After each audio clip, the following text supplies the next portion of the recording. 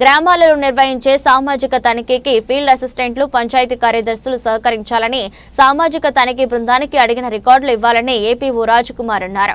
చిన్న శంకరంపేట మండల కేంద్రంలోని ఎంపీడీఓ కార్యాలయంలో ఉపాధి హామీ పథకం సిబ్బంది సామాజిక తనిఖీ బృందానికి సమన్వయ సమావేశాన్ని నిర్వహించారు.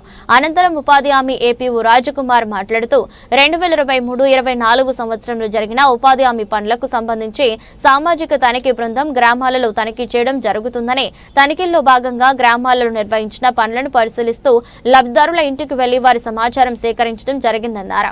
సామాజిక తనిఖీ బృందానికి గ్రామాల్లో పంచాయతీ కార్యదర్శులు, ఈజీఎస్ సిబ్బంది సహకరించాలని, అడిగిన రికార్డులను తప్పనిసరి అందివ్వాలని ఆయన తెలిపారు. కార్యక్రమంలో ఎంపీడీఓ దామోదర్, ఏపీఓలు రాజ్కుమార్, వెంకట సాయి గౌడ్, ఎస్ఆర్పి రవి, డిఆర్పీలు, విఎస్ఏలు, పంచాయతీ కార్యదర్శులు, ఫీల్డ్ అసిస్టెంట్లు పాల్గొన్నారు. అసలు పనులు జరిగినాయా లేదా అని వాళ్ళ డ్యూటీలో భాగంగా వాళ్ళు మన మండలానికి రావడం జరిగింది. ప్రతి సంవత్సరం జరిగేటువంటి ఈ ఆడిట్ ఈ సంవత్సరం మన మండలంలో జరగబోతుంది. ఈ సంవత్సర కాలంలో ఇంకోటి ఏంటంటే ప్రతి గ్రామానికి వస్తారు. వాళ్ళు వచ్చి 3 రోజులు మన గ్రామంలోనే వాళ్ళు స్టే చేస్తారు. మనం చేసిన పనులన్నీ కూడా వెరిఫై చేస్తారు. వాళ్ళకి సంబంధించి కూలీలకు సంబంధించి ఏమైనా సమస్యలు ఉన్నా సరే, పేమెంట్ విషయంలో ఏమైనా ఇబ్బందులు ఉన్నా సరే వెంటనే వాళ్ళు మనకు తెలియజేస్తే దాన్ని మనం ఏమంటే చెప్తాం.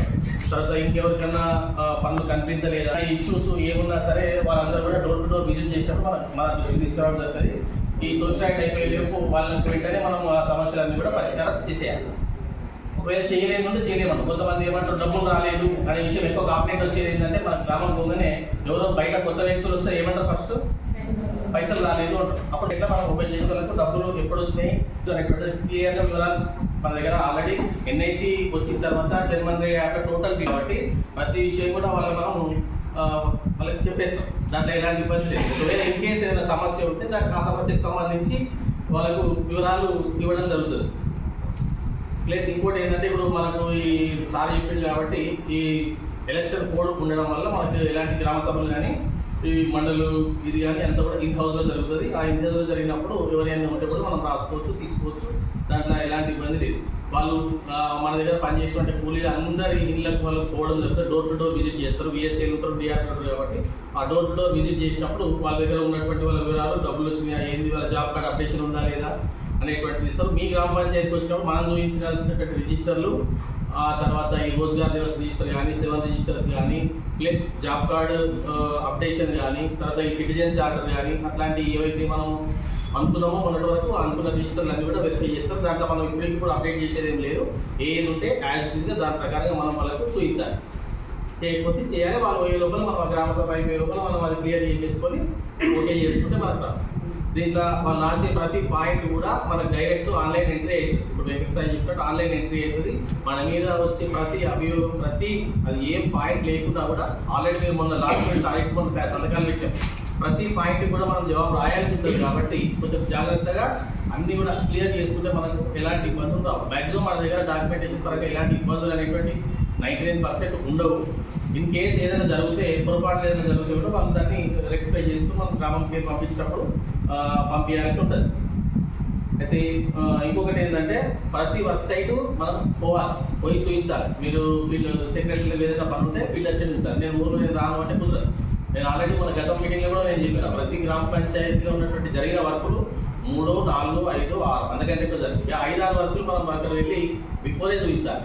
అది వాళ్ళు వచ్చినప్పుడు వాళ్ళు చూపించాలి. ఎందుకంటే వాళ్ళు ఉండేది మన దగ్గర 3 రోజులు 4 రోజులు ఉంటారు కాబట్టి ఈ 3-4 డేస్ అనేటువంటి టైం పీరియడ్ చాలా క్రూషియల్ ఉంటుంది. వాళ్ళు నువ్వు ఏమాత్రం డిలే చేస్తే ఆ తర్వాత వచ్చే గ్రామ పంచాయతీ, ఆ గ్రామ సభ అన్ని డిలే అయిపోతూ ఉంటాయి. కాబట్టి మీరు మ్యాక్సిమంగా ప్రతి వర్క్ వాళ్ళు చూస్తారా, ప్రతి వర్క్ 5-6 వర్కులే కాబట్టి అన్ని వర్కులు కూడా చూపించాల్సి ఉంటుంది వాళ్ళకు. ఇలా ఏమాత్రం ఇబ్బంది పడాల్సిన అవసరం లేదు. ఏది ఉంటే అది యాజ్ గా మనం ప్రజెంట్ చేస్తాం. కాబట్టి వాళ్ళు రాసిన తర్వాత పీపీఎంలు వాళ్ళు రాసిన తర్వాత గ్రామ సభలు ఏదైతే రాస్తారో అదే మనకు పబ్లిక్ హెల్త్ ప్రజా దర్బార్ రోజులు రావడం జరుగుతుంది. ఆ ఇచ్చినటువంటి ఏదైతే వాళ్ళు రాసిచ్చిరో దాన్ని మీరు సంతకం చేస్తేనే ఫైనల్ అవుతుంది. 1-2 సార్లు చదువుకున్నాక ఇదంతా కరెక్టే అన్నప్పుడే మీరు సైన్ చేస్తారు. ఆ సైన్ చేసిన తర్వాత ఏ మార్పులు చేరుకుంటే మనకి వచ్చిన ప్రజా దర్బార్లో దాన్ని డెసిషన్ టేకింగ్ అనేటువంటిది ఇక్కడ మనకి డిఆర్డిఓ సార్ వచ్చినప్పుడు దాని మీద డెసిషన్ అనేటువంటిది తీసుకోవడం జరుగుతుంది. తర్వాత ఇంకొకటి ఏంటంటే సంతకాలు చేసేటప్పుడు కూడా జాగ్రత్తగా చేయండి. ఏమన్నా మనకు జాబ్ కార్డ్ అప్డేషన్లు కానీ ఇంకా ఏమైనా చిన్న చిన్న పొరపాటు ఉంటే అవన్నీ సెట్ చేసుకొని వాళ్ళు ఉన్నప్పుడు సెట్ చేసుకుంటే ఎవరికైనా జాబ్ కార్డ్స్ కావాలి అట్లాంటివి ఏమైనా ఉంటే కూడా ఇమీడియట్గా దరఖాస్తులు తీసుకొని వాళ్ళు వచ్చే లోపల జాబ్ కార్డ్స్ కూడా మనం వెంటనే ఇష్యూ చేసేస్తాం. దానికి సంబంధించి ఇంకో అన్నిటికైనా ముఖ్యమైనది ఏంటంటే వచ్చే వాళ్ళు మనకు 3 రోజులు మన దగ్గర ఉంటారు కాబట్టి అకామిడేషన్ అనేటువంటిది, ఫుడ్ ఏర్పాటు అనేటువంటిది చాలా ఇంపార్టెంట్. ఆ 2 వాళ్ళకి కరెక్ట్గా చూసుకొని మనం గ్రామసభ ఇంట్లో గ్రామసభ పెట్టుకొని బయటకు వచ్చేసేస్తే సరిపోతుంది. దీంట్లో ఎలాంటి ఇబ్బందులు ఉన్నా, ఎలాంటి ఏమన్నా ప్రాబ్లమ్స్ ఉన్నా ఇమీడియట్గా మీ టీఏ కానీ, మీ ఏపీఓ కానీ, నాకు కానీ, ఎంపీడో సార్కి ఎవరికైనా ఫోన్ చేస్తే దానికి సంబంధించి దాని వెంటనే రెక్టిఫై చేయడం జరుగుతుంది. ఏముండదు.